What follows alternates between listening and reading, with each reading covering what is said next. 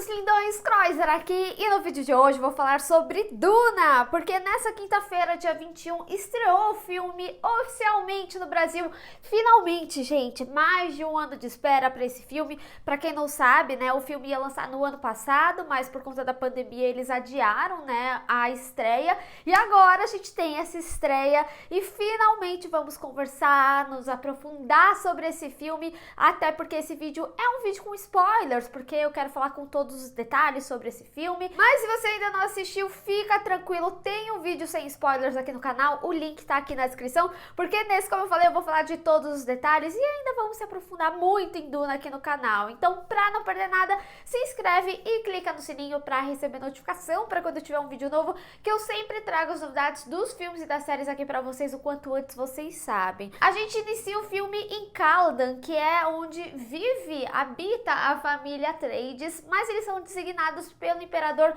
para ir para Arrakis, muito com o objetivo de trazer paz ao povo, principalmente depois de tudo que aconteceu ali. Só que o imperador começa a conspirar contra os Atreides junto com os Harkonnen. E os Harkonnen, eles já tinham tido um histórico no passado com os Atreides e também com os Fremen por causa da exploração que eles fizeram lá em Arrakis. Mas tudo isso vai ser muito importante para a ascensão do Paul Atreides que a gente começa a ver nesse primeiro filme. O filme ele é baseado na obra original de mesmo nome, escrito pelo Frank Herbert, e foi escrito em 1965 e desde lá outras obras surgiram, então é um universo muito vasto e que vale muito a pena se aprofundar, mas eu entendo, tem algumas pessoas que têm um pouco de dificuldade de dar início ao livro, principalmente porque, como a gente viu no filme, né, todo o início é um contexto mais explicativo, até para falar sobre esse universo, e no livro é igual, tem todo um contexto mais aprofundado sobre esse universo até a gente acompanhar toda essa história. Mas se você ficou interessado e quer saber mais sobre esse universo,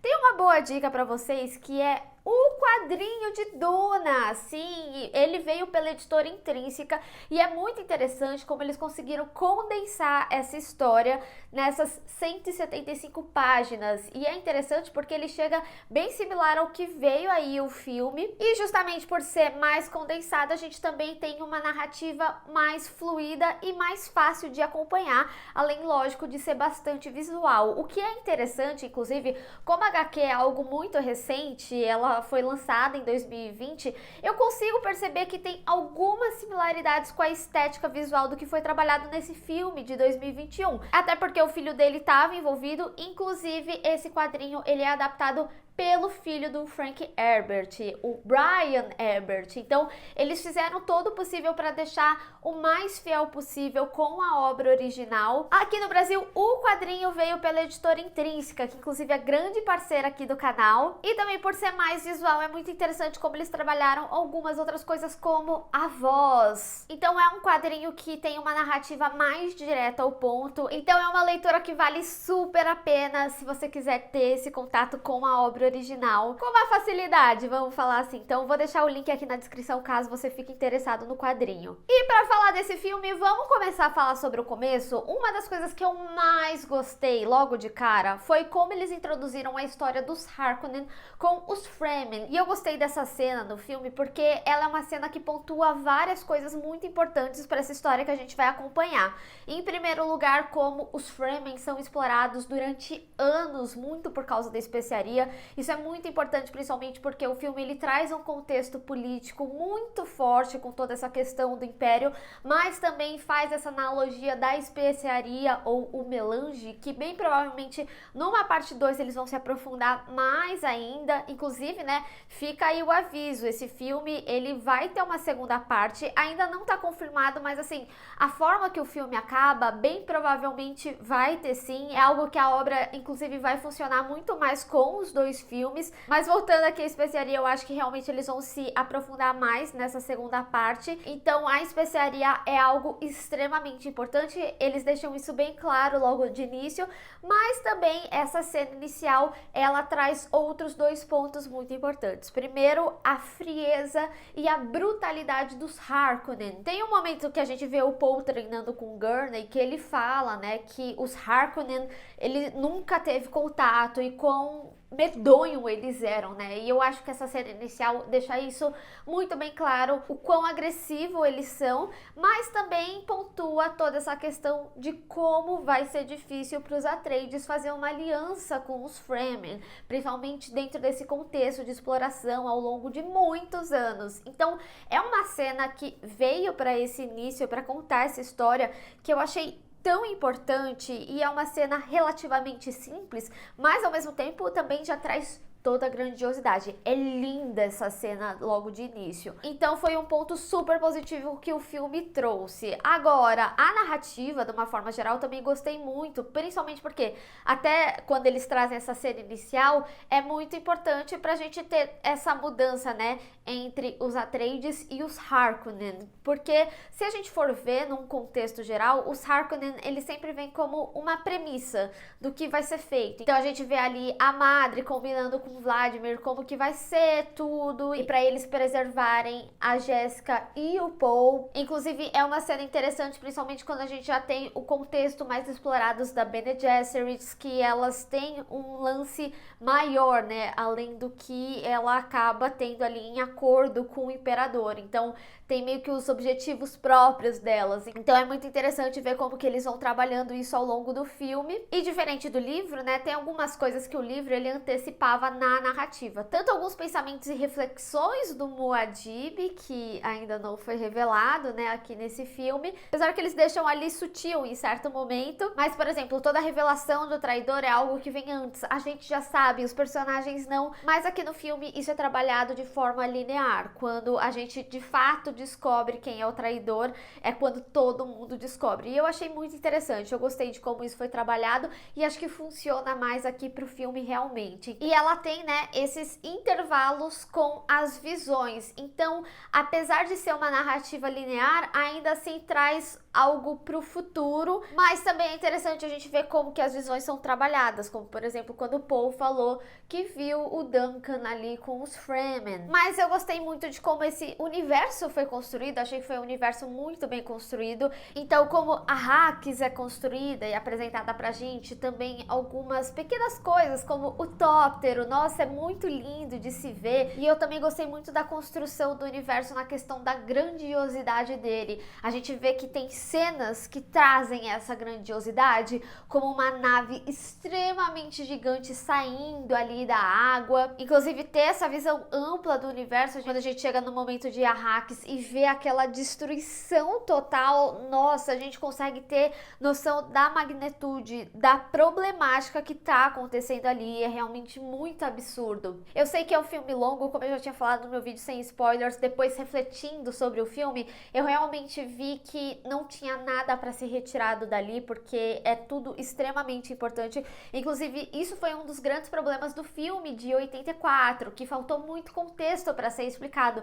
Então, algumas pessoas ficaram um pouco confusas, principalmente quem não tinha contato com a obra original. E aqui eu sinto que a pessoa que ela não leu o livro, ela consegue entender pelo menos a história que está sendo contada agora e os conceitos necessários para essa primeira parte. Tem algumas coisas que pode deixar um questionamento, mas bem provavelmente porque vai ser explicado na parte 2, ou que vai ser importante para ser explicado na parte 2, como por exemplo no momento que a Lady Jessica e o Paul eles estão fugindo dos Harkonnen e também do Sardaukar, e aí eles são atacados pelo Sardaukar, e é todo momento que o Duncan se vai. Mas quando eles entram no local, a gente vê que eles olham para todo um experimento ali de plantação e tal.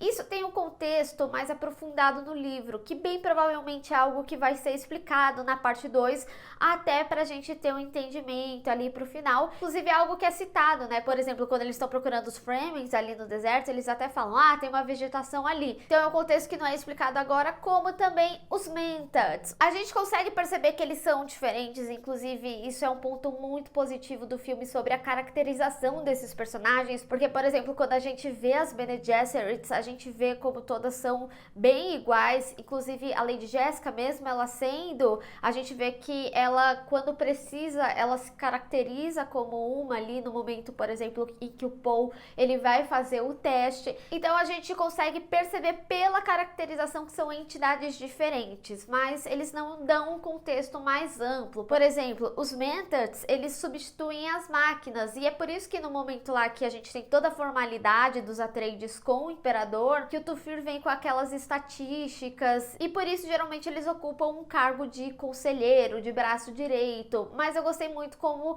eles trabalharam algumas características diferentes, por exemplo, do Thufir pro Devrace. Tipo, o Thufir ele tem um quê mais militar e o Devrace é mais místico, vamos colocar dessa forma, mas a gente consegue perceber que são entidades equivalentes, tudo por causa ali do olho e também pela forma que eles agem ali. Mas assim, é um detalhe, entende como não faz tanta falta esse contexto de explicação para a história que foi contada? Até porque a gente tá falando de um filme que é muito aprofundado, então se eles ficassem explicando essas minúcias, como por exemplo a adaga, né, adaga Cris, é algo que eles vão explicando aos poucos, mas eles não vão lá e explicam ativamente. Ah, essa adaga é do dente da minhoca. Por quê? É o que eu tô falando, talvez seja algo que seja mais explicado ali pro segundo, principalmente quando a gente vê aquele final. Inclusive, deixa aí nos comentários se você ficou com alguma dúvida do filme, seja de algum conceito, seja de algum momento, porque eu pretendo trazer um vídeo, inclusive, explicando alguns conceitos que não foram tão trabalhados aí, e aí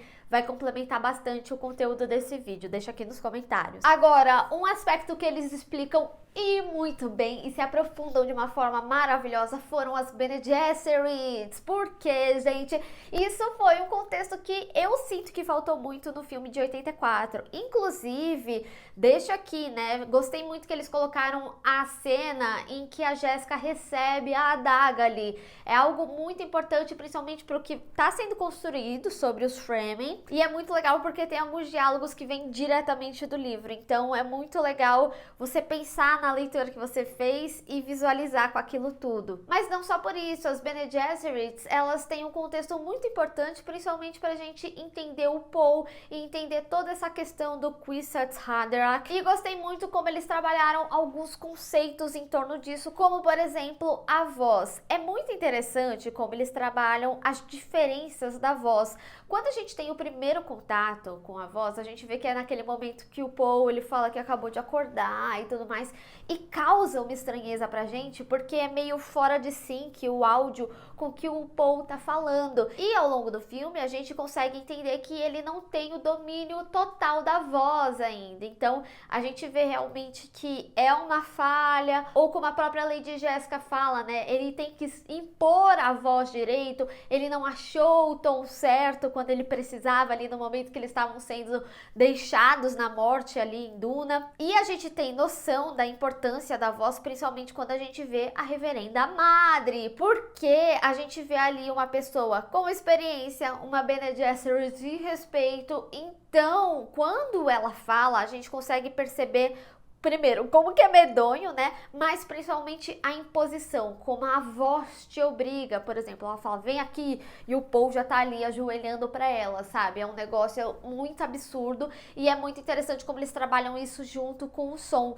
Inclusive, gente, o som desse filme é muito bem trabalhado. Gostei muito como eles trouxeram, inclusive, a linguagem diferente do Sardaukar. Inclusive, logo no início do filme, né, você já fica, eita caraca, o que é aquela voz estranha logo do início? Então, é muito interessante como eles construíram essa diferença, inclusive pra gente conseguir compreender que o Paul, ele não tá preparado até certo ponto. E como a voz impõe, né? E como é importante o aprendizado da voz. Outro aspecto das Bene Gesserits que eu gostei muito de como eles trabalharam nesse filme foi como eles contêm o medo, né? Tem aquela frase que a gente vê, inclusive, a Lady Jessica falando, né? Não devo ter medo, que é o medo é a aniquilação da mente, porque as Bene Gesserits também são ensinadas a ter esse controle mental, inclusive para usarem a voz nelas. Então é muito interessante como eles trabalharam isso. Por exemplo, a gente vê que a Rebecca Ferguson, inclusive essa mulher, pra mim, ela tá maravilhosa,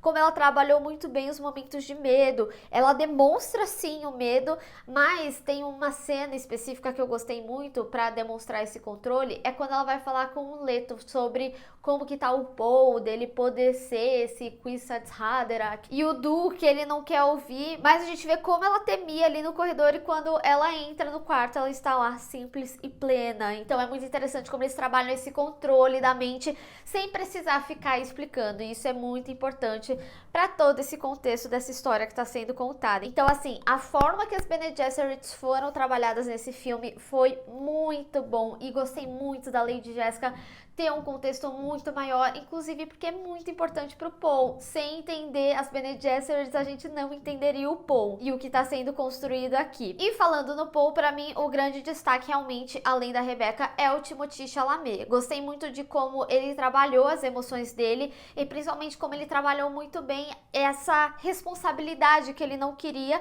e também esse medo dessa responsabilidade, vamos colocar dessa forma, e como ele recebeu todas essas informações dele falando que ele é um total esquisito. E devo dizer que uma das coisas que eu acabei de lembrar aqui, que eu gostei muito assistindo, foi como eles trouxeram a humanidade também para algumas situações. Por exemplo, sabe quando a gente sonha e a gente ouve um barulho porque tem alguma interferência externa? Por exemplo, a gente ouve uma britadeira e sonha com um tiro e tudo mais. Eles fazem isso mais ou menos aqui. No momento que o Paul ele é acordado pela Lady Jessica, ele tava sonhando com a Shani, e aí ela fala Paul, mas na verdade era tipo a Lady Jessica chamando ele. Então eu gostei de como eles intercalaram a realidade com o sonho, algo bem similar, e também toda essa questão dele falar, você me Bene Gesserou, né, tipo, não sei como seria o termo, né, traduzido necessariamente, e a ponto dele sentir uma aberração, que ele queria ser talvez mais normal, assim como o pai dele, sabe? E como isso pesa mais ainda dentro da responsabilidade que ele já tinha. Então aquele momento ali da barraca é muito impactante, principalmente porque é um momento que ele entende a perda do pai e também entende toda a responsabilidade que ele vai ter. E eu acho que o Timothée Chalamet passou muito bem essas emoções quando elas eram necessárias. Então, assim, ele tá muito incrível aqui no filme. Outro destaque também que eu queria dar é pro Momoa, a forma que ele trabalhou em cena, principalmente para trazer o peso que é o Duncan como guerreiro, que ele é tipo quase indestrutível. A gente vê quando eles enfiam ali a espada nele, ele mesmo assim vai até o fim, porque o objetivo dele é proteger. Então gostei muito disso e gostei muito também dessa seriedade desse personagem pro Momoa. Como eu tinha falado no meu vídeo sem spoilers, fazia tempo que a gente não viu o Momoa num papel um pouco mais sério. Acho que Hollywood tem meio dessas, né? Quando um ator ele faz um tipo de personagem que combina com ele, começam a utilizar ele bastante pra isso. Isso, inclusive, também vem pro Drax, que é o Raban aqui dos Harkonnen. Por exemplo, como ele se consolidou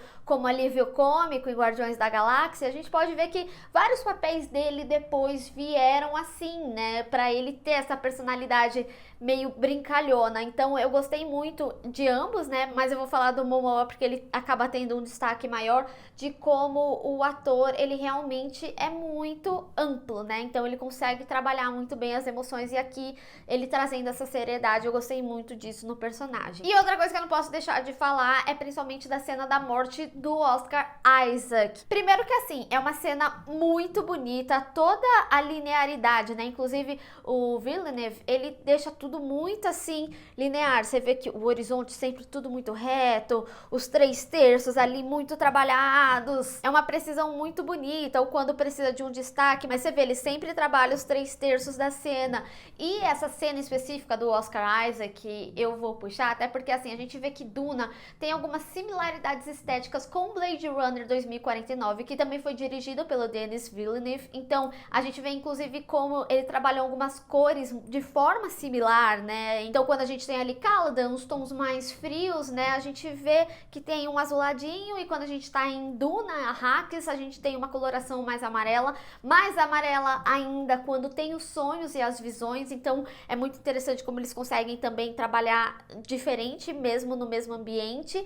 Mas, voltando à cena do Duque Leto ali, da morte dele, eu acho muito interessante como ele trabalha os corpos nus, porque a gente vê também certa similaridade de Blade Runner aqui. Lembra quando a gente via a moça saindo da geleca. É como se ele trabalhasse tipo uma imposição, assim, como se a pessoa tivesse completamente à vontade, mesmo numa situação de extrema fragilidade, que inclusive a gente vê o Duque aqui em Duna. Então é uma cena muito bonita. Bom, gente, dito tudo isso, eu devo dizer que assim, eu amei esse filme. Eu acho que ele faz muito jus à obra original, inclusive narrativamente ele é trabalhado de forma muito similar, mas apesar da gente ter um super elenco de super estrelas, a gente tem aí grandes nomes como o Timothée Chalamet, a Zendaya, que apesar dela não ter um foco muito grande aqui, a gente tem a chamada, né, da relação dela com o Paul, da Shani com o Paul, né, é algo que vai ser mais trabalhado na parte 2, o próprio diretor já falou isso em entrevista,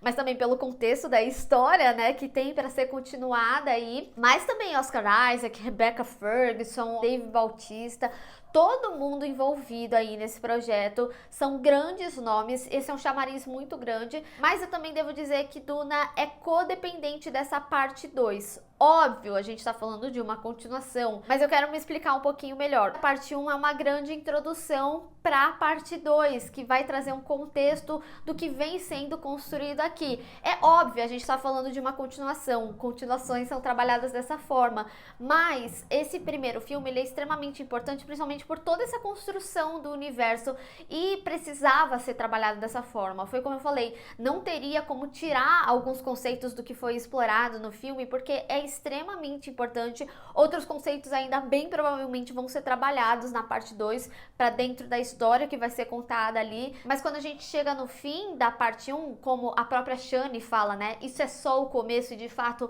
é só o começo mesmo, a gente vê que o filme ele sempre é uma grande premissa para algo maior. A gente tem cenas grandiosas assim, inclusive eu amei as cenas de batalhas, as explosões, tudo dava certa ansiedade, o Paul no helicóptero ali com a Jéssica e a possibilidade deles morrerem, inclusive porque tudo ali, né, em Duna, quando eles são isolados, é tudo uma premissa para a morte deles, ou para que o deserto ao menos mate eles. Então tem, além de toda a questão da água, também tem a minhoca, tem toda a problemática, tem a tempestade de areia. Então, assim, dá certa ansiedade. É muito interessante como essas cenas, quando a gente chega nesse ponto de ação do filme, como elas são trabalhadas, mas ainda assim, principalmente pelo contexto da gente já ter algumas visões à frente do que possivelmente pode acontecer, também causa essa sensação de premissa para algo maior. É um filme lindo, maravilhoso. Duna finalmente teve o cuidado que precisava para o filme, para construir esse universo, mas eu acho que ele é um filme que vai ter o seu devido respeito e mérito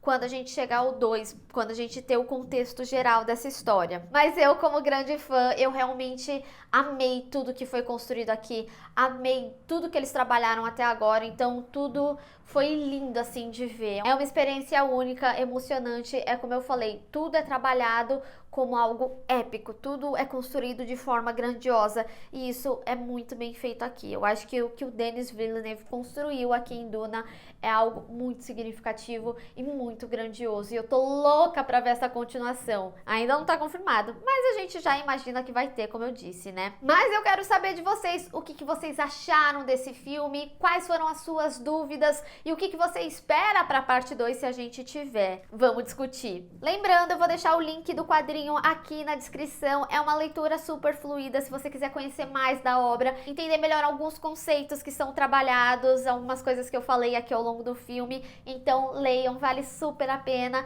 e toda a experiência visual também. Esse quadrinho é muito bonito, a coloração é magnífica, sério, foi um acerto muito grande. Então o link tá aqui na descrição. Bem, pessoal, espero que vocês tenham gostado desse vídeo, então se você gostou, deixa o seu gostei e compartilha nas redes sociais, inclusive me segue lá, se inscreve no canal e clica no sininho para receber notificação para quando tiver um vídeo novo. Te vejo no próximo vídeo. Tchau!